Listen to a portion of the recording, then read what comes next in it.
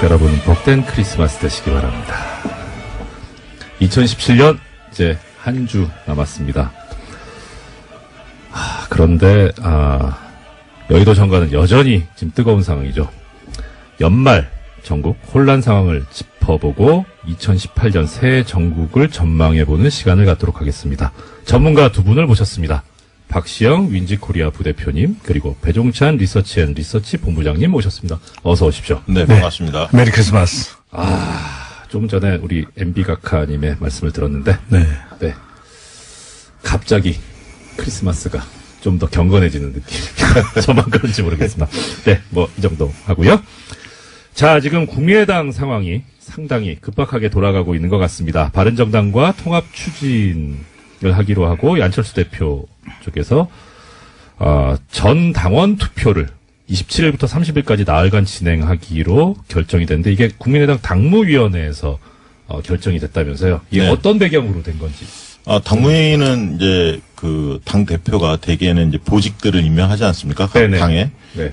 그렇기 때문에 이제 대표하고 가까운 분들이 당무위원회 위원으로 많이 구성이 됩니다. 그러다 보니까 이제 70여 명 정도 당무위원 정족수가 있는데 48명이 투표를 해서 45명이 찬성을 해서 인터넷 지금 전 당원 투표를 발의하기로 네네. 이렇게 이제 결정을 내린 거죠. 네. 뉘앙스가 대표가 결정했는데 대표가 주는 보직에 있는 분들만 하신다면. 그러니까 주로는 그렇습니다. 주로요? 예. 다른 의미도 있는 것이 이 여론을 살펴보면 지금 국민의당 지지율이 매우 낮거든요. 예. 뭔가 변화는 있어야 된다라는 것도 또 당무위원들도 공감할 수밖에는 없었을 것으로 보여지고, 이것이 네네. 또 전 당원 투표를 해야 되는 것은 통합을 하는 것은 그만큼 중요한 이슈가 될 수밖에 없거든요. 예. 그렇다면 적어도 당 대표가 의중을 가지고 있고 의향을 가지고 있다면 전 당원들을 대상으로 물어는 봐야 된다라는 것도 고려가 된 것으로 보여집니다. 예. 그런데 저는 이런 질문을 한번 드려보겠습니다. 저는 관심 있는 게 이제 법규, 법조문 이런 거라. 네. 국민의당 당원 당규를 봤는데요. 예.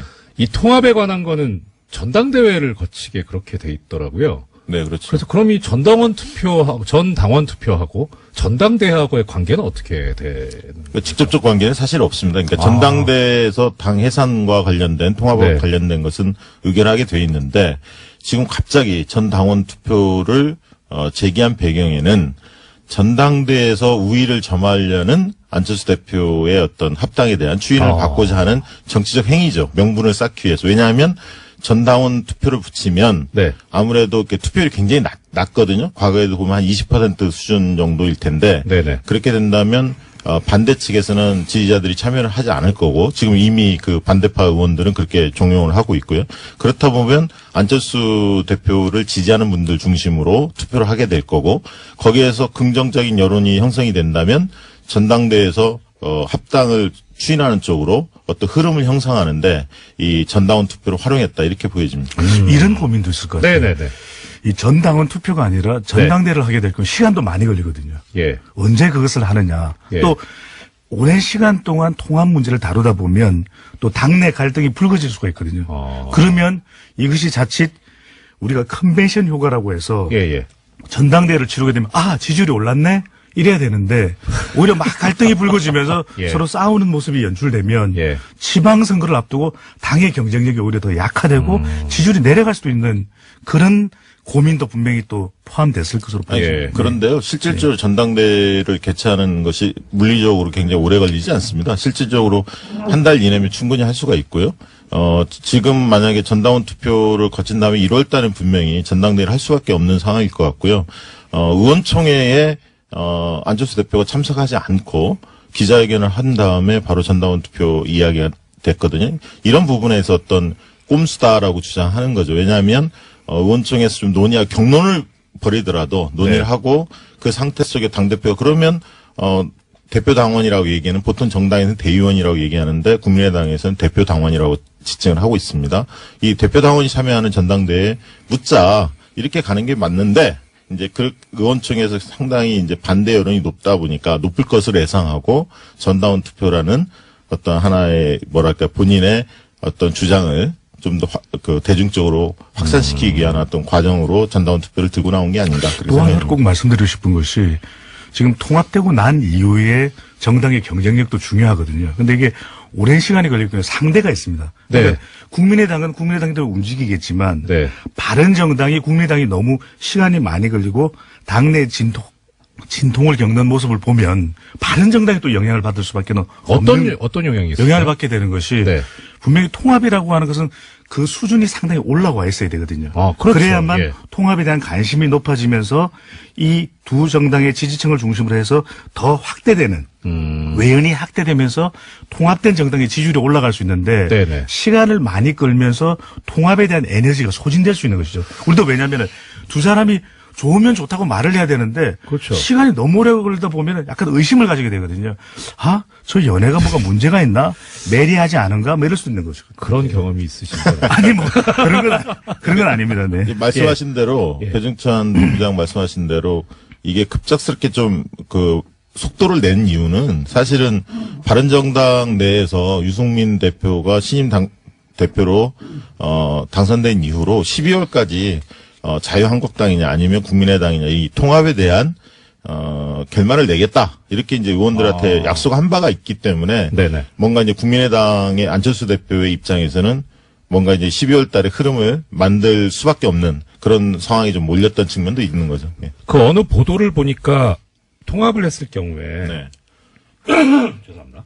통합을 했을 경우에 통합당의 대표로 누가 더 적합하냐 하는 여론조사에서 안철수 대표보다는 유승민 대표가 더 우위에 있다는 조사가 있었거든요. 네. 그런 조사가 있었던 마당에 그러면 안철수 대표 입장에서도 그렇게 쉽게 갈 수는 없을 것 같은데 그 부분에 관한 뭐 대책이랄까 그런 거에 대해서 또 거기서 나오는 게 있나요? 근데 우리 여론조사를 보면 네.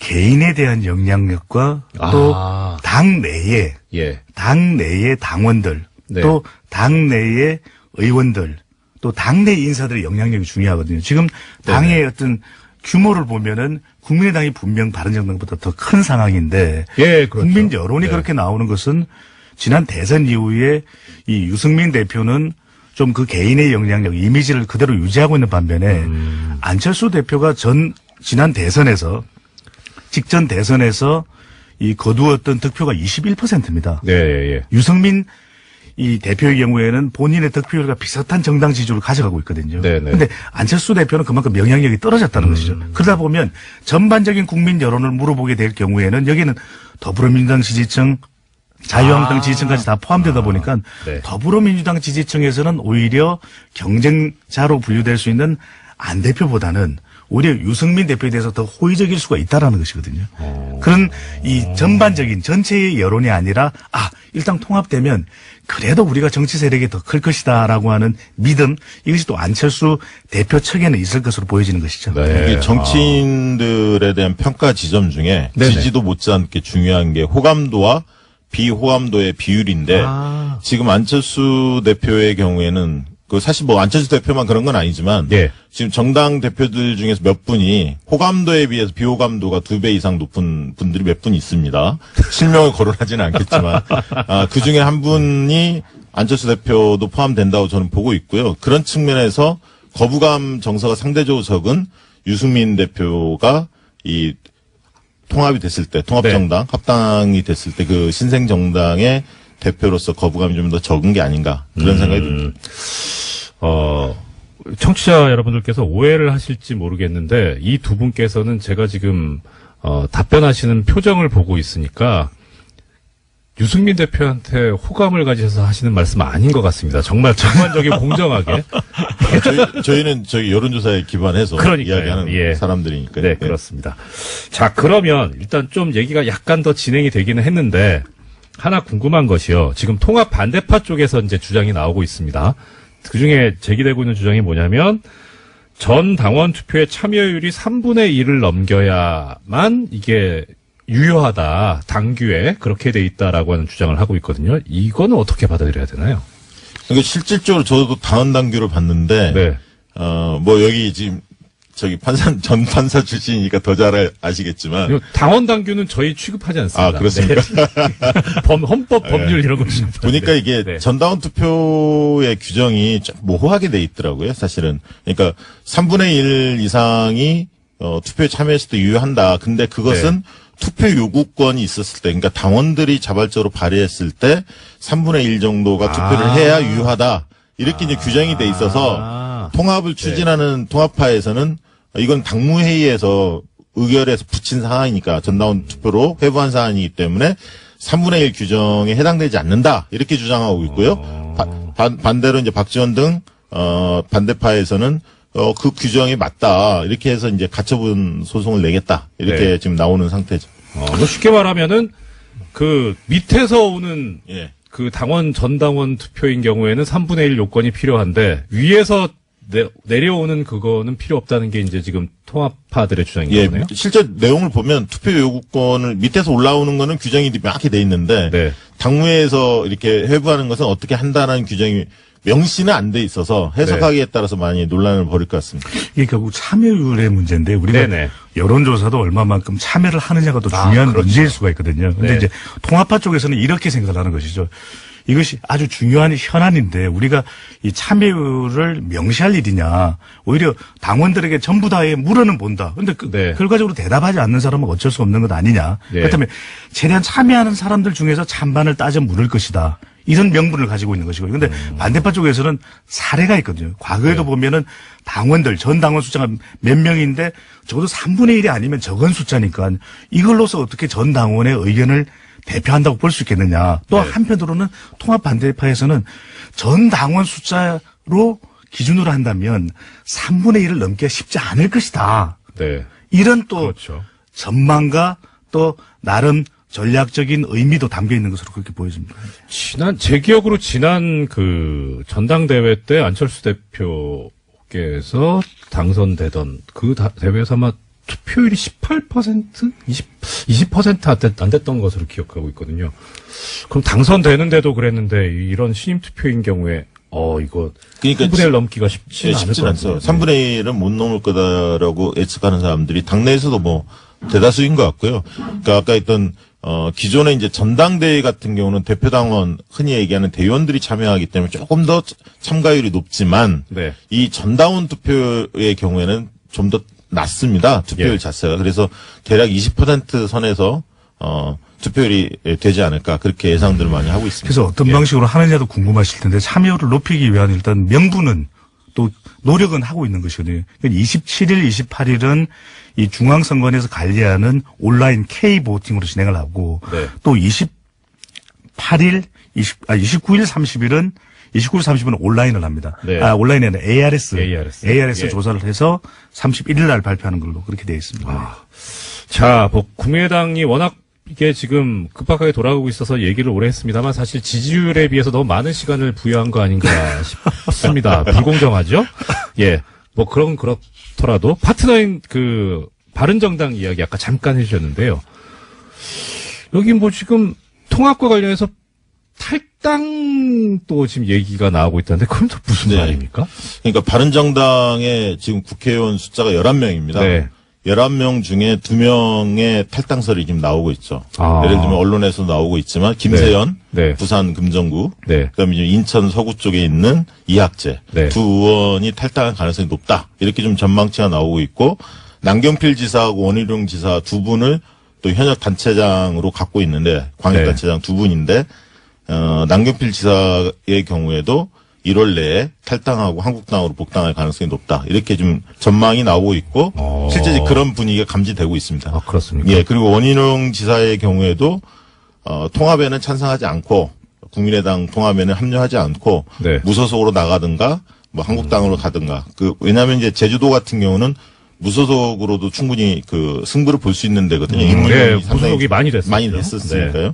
이제 그런 차이는 있고 또 오세훈 전 의원의 경우에도 국민의당과의 통합 대열에는 합류하지 않을 그런 어떤 전망이 예상되고 있기 때문에 실질적으로 바른정당의 전력에 거의 절반 정도가 이탈한다. 이렇게 보여집니다. 그러면 이게 무슨 영향을 미치냐면 이 1월 한 15일에서 25일 사이에 국민의당이 결국 전당대회를 할 가능성이 높은데요. 왜냐하면 지금 상태로 봉합은 불가능합니다. 결국 전당대회에서 진검승부를 겨룰 수밖에 없는 상황인데 이 바른정당의 이 연초의 흐름이 국민의당 전당대회에 영향을 미칠 가능성이 상당히 크죠.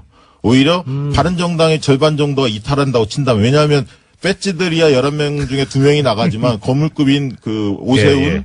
남경필, 원희룡은 상당히 중요한 인물이란 말이죠. 영향 크게 미친단 말이죠. 그분들이 만약 이탈한다면 이제 국민의당 중립지대에 있는 분들, 네네. 그러니까 통합파도 아니고 반대파도 아니고 유보층에 있는 분들의 표심이 예. 그럴 바엔 왜 합치지?라는 목소리가 상당히 높아질 가능성이 있습니다. 저 같아도 그럴 것 같아요. 그게 목소리와 힘이 필요한데, 몸집이 필요한데, 안 계신다면. 그러니까 우리가 통합이라는 게 그래서 예. 여론조사를 실시하더라도 대선 직전에 예. 통합을 한다. 후보 간에 뭐 연대를 한다. 이런 것들은 상당히 적극적으로 선거를 앞두고 있기 때문에 대선 전에도 그런 예, 이야기들이 예, 많이 예. 나오지 않았습니까? 그런데 예. 당대당이 아직 지방선거를 앞두고는 있지만 통합이 되기 위해서는 이념도 좀 비슷해야 되고 그렇죠. 정책 성격도 좀 닮아 있어야 되고 예. 또 인물들 간의 융화도 돼야 되거든요. 이게 되는 것이냐라는 이야기가 지금 이 본물처럼 또 터져 나오고 있는 부분이고. 근데 중요한 것은 이 여의도 정치권의 의견도 중요하지만 지역 내에서의 또 이 지지층들의 유권자들의 의견도 상당히 중요하거든요. 그게 사실 제일 중요한 거 네, 아닙니까? 그러니까 영남권에서는 오히려 바른정당으로 있는 것이 내년 지방선거에 더 유리할 수 있다. 아. 그럼 이들은 통합되는 국민의당에 몸담고 있기보다는 오히려 이탈해서 무소속이나 좀 눈치를 보다 자유한국당 쪽으로 옮겨갈 기회를 잡는 것이 더 나을 수도 있다라는 것이거든요. 예. 그렇기 때문에 이 통합에서 중요한 것이 얼마만큼 이 바닥으로부터 이탈을 최소화할 수 있는 명분을 만들 수 있는지가 상당히 중요했는데 그 부분이 흔들린 것이 지금 통합에서 계속해서 이 비판적인 목소리가 나오고 있는 이유로 보여집니다. 그러니까 바른정당이 대선 이후에 어떤 그 보수 혁신을 주창을 했는데 실질적으로 국민들한테 비친 모습은 자유한국당하고 뭐가 다르지? 라는 부분들에 대한 명쾌한 답을 주지 못했다는 거죠. 그러니까 주요 현안에 대한 입장도 그렇고 국회에서 주요 의제들을 다룰 때 법안을 통과할 때 거의 자유한국당하고 보조를 맞췄거든요. 그렇다면 보수혁신 말만 보수혁신이지 실제 보여준 게 뭐냐? 이런 어떤 물음표가 생겼고 그런 측면에서 본다면 그러면 오히려 자유한국당이 보수의 본류이기 때문에 보수층의 그 마음들이 바른정당에 좀 갔다가 다시 자유한국당 쪽으로 옮겨가는 게 아닌가. 특히 영남 같은 경우는 거의 보수층들이 바른정당이 영남에서 지지율이 별로 좋지 않습니다. 실질적으로. 거의 자유한국당 쪽으로 지금 쏠리고 있거든요.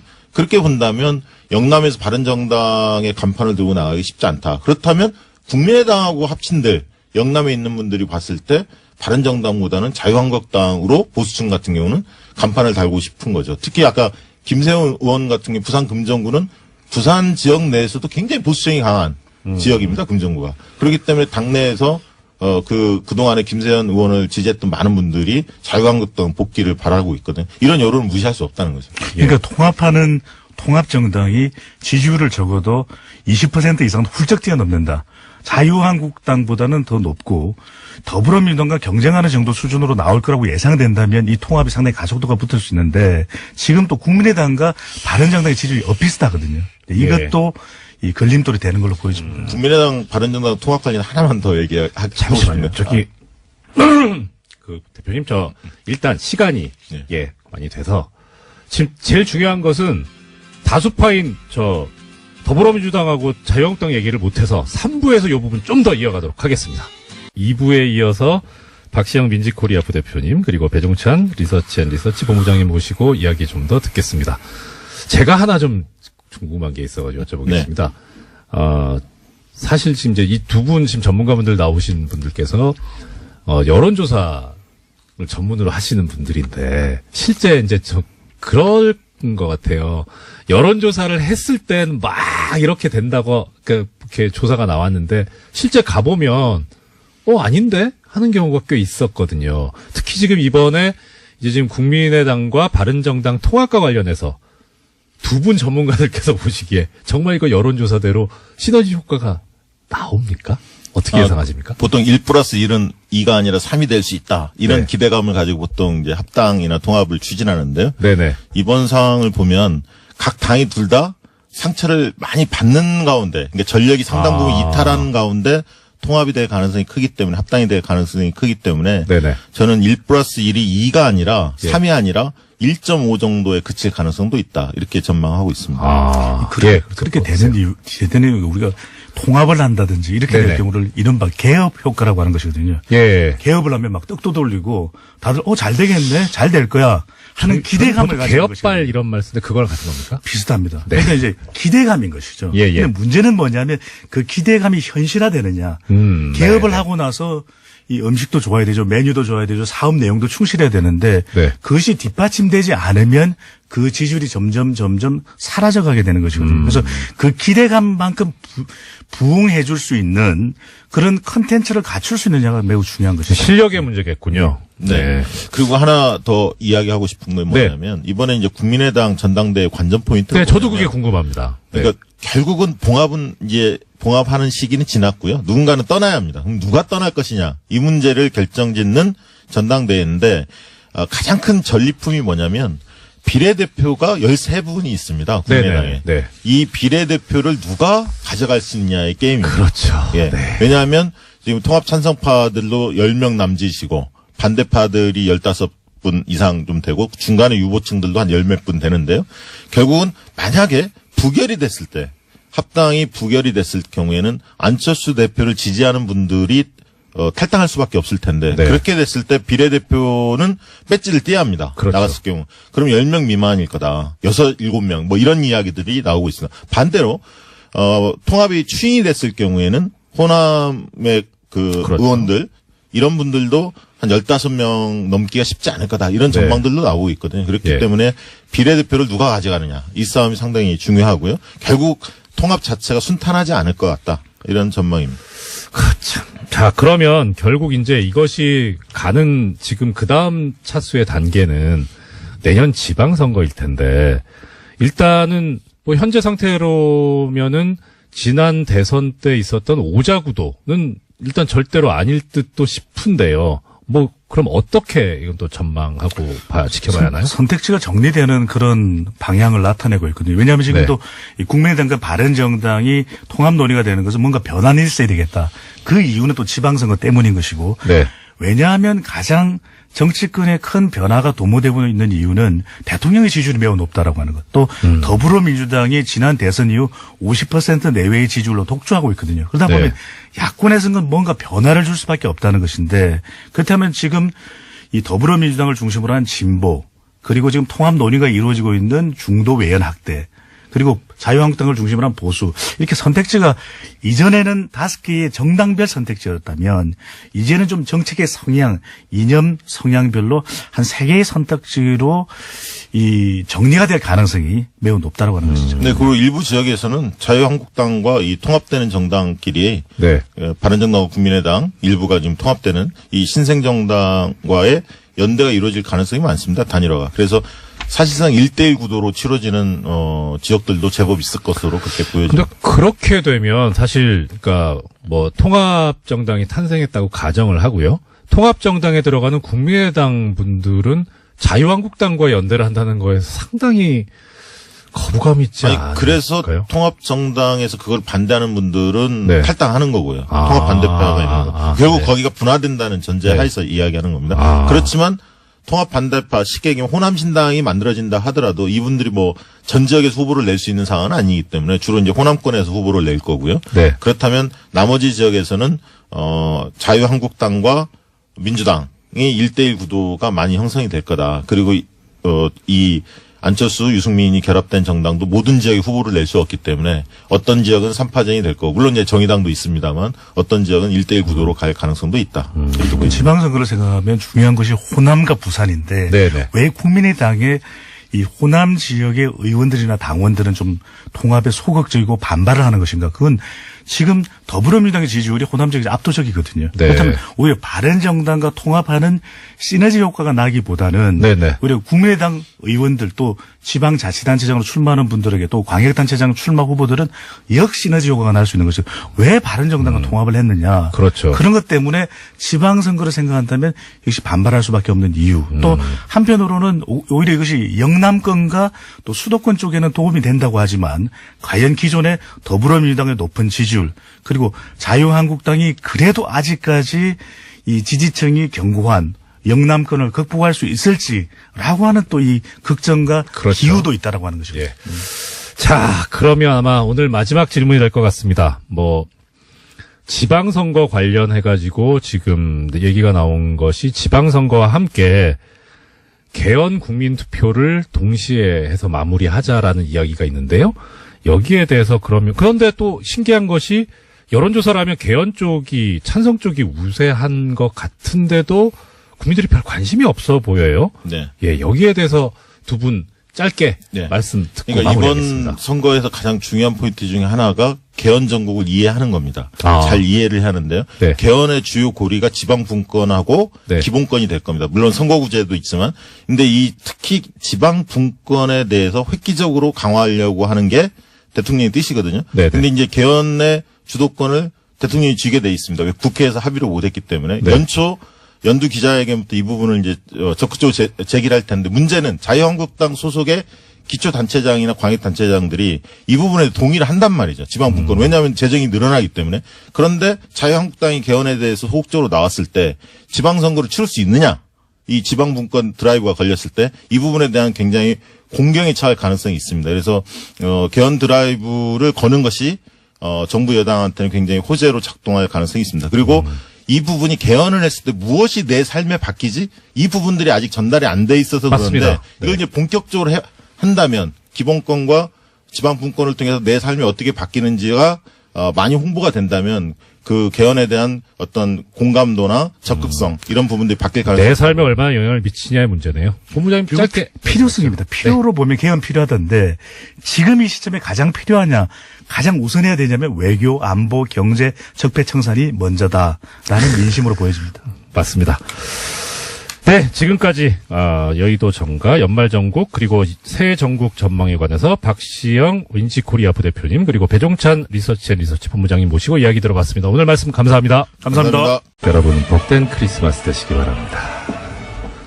2017년 이제 한 주 남았습니다. 그런데 여의도 정가는 여전히 지금 뜨거운 상황이죠.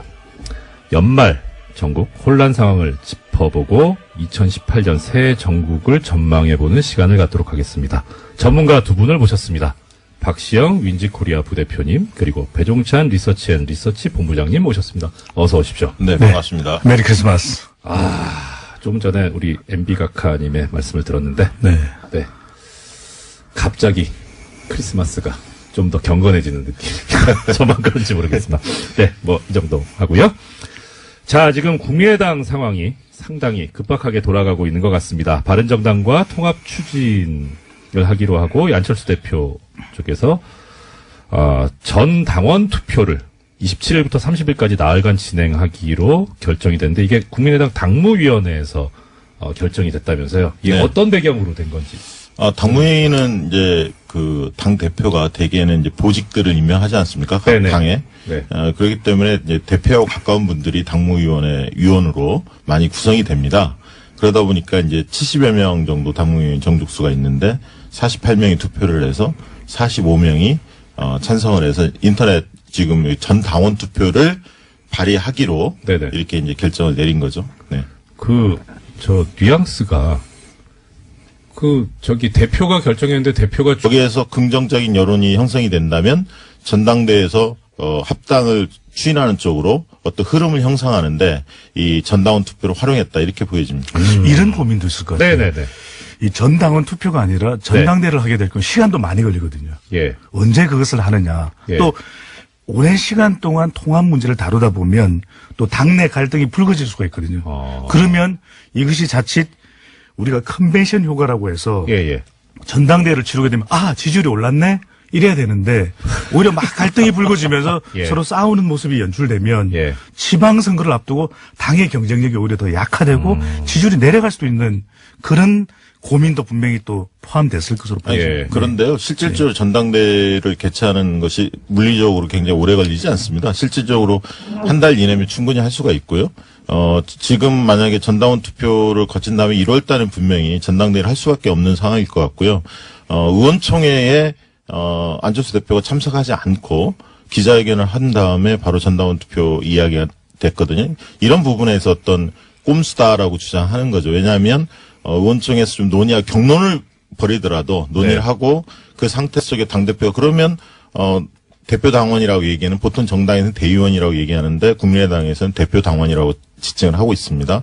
이 대표 당원이 참여하는 전당대회에 묻자 이렇게 가는 게 맞는데 이제 그 의원총회에서 상당히 이제 반대 여론이 높다 보니까 높을 것을 예상하고 전당원 투표라는 어떤 하나의 뭐랄까 본인의 그 어느 보도를 보니까 통합을 했을 경우에 네. 죄송합니다. 통합을 했을 경우에 통합당의 대표로 누가 더 적합하냐 하는 여론조사에서 안철수 대표보다는 유승민 대표가 더 우위에 있다는 조사가 있었거든요. 네. 그런 조사가 있었던 마당에 그러면 안철수 대표 입장에서도 그렇게 쉽게 갈 수는 없을 것 같은데 그 부분에 관한 뭐 대책이랄까 그런 거에 대해서 또 거기서 나오는 게 있나요? 근데 우리 여론조사를 보면 네. 개인에 대한 영향력과 또 아. 당내에 예. 당내의 당원들 네. 또 당내의 의원들 또 당내 인사들의 영향력이 중요하거든요. 지금 당의 어떤 규모를 보면은 국민의당이 분명 바른정당보다 더 큰 상황인데 예, 그렇죠. 국민 여론이 네. 그렇게 나오는 것은 지난 대선 이후에 이 유승민 대표는 좀 그 개인의 영향력, 이미지를 그대로 유지하고 있는 반면에 안철수 대표가 지난 대선에서 직전 대선에서 이 거두었던 득표가 21%입니다. 네, 예, 예. 유승민 이 대표의 경우에는 본인의 득표율과 비슷한 정당 지지율을 가져가고 있거든요. 네네. 그런데 안철수 대표는 그만큼 영향력이 떨어졌다는 것이죠. 그러다 보면 전반적인 국민 여론을 물어보게 될 경우에는 여기는 더불어민주당 지지층, 자유한국당 지지층까지 다 포함되다 보니까 네. 더불어민주당 지지층에서는 오히려 경쟁자로 분류될 수 있는 안 대표보다는 오히려 유승민 대표에 대해서 더 호의적일 수가 있다라는 것이거든요. 그런 이 전반적인 전체의 여론이 아니라 주는 보직에 있는 분들만 하신다면. 아니, 그러니까 주로는 그렇습니다. 아, 주로요? 예. 아, 또 다른 의미도 있는 것이 이 여론을 살펴보면 지금 국민의당 지지율이 매우 낮거든요. 예. 뭔가 변화는 있어야 된다라는 것도 아. 또 당무위원들도 공감할 수밖에는 없었을 것으로 보여지고 이것이 네네. 또 전 당원 투표를 해야 되는 것은 통합을 하는 것은 그만큼 중요한 이슈가 될 수밖에 없거든요. 예. 그렇다면 적어도 당 대표가 의중을 가지고 있고 의향을 가지고 있다면 전 당원들을 대상으로 물어는 봐야 된다라는 것도 고려가 된 것으로 보여집니다. 아, 예. 그런데 저는 이런 질문을 한번 드려보겠습니다. 전 뭐 관심 있는 게 이제 법규, 법조문 이런 거라 네. 국민의당 당원 당규를 봤는데요. 예.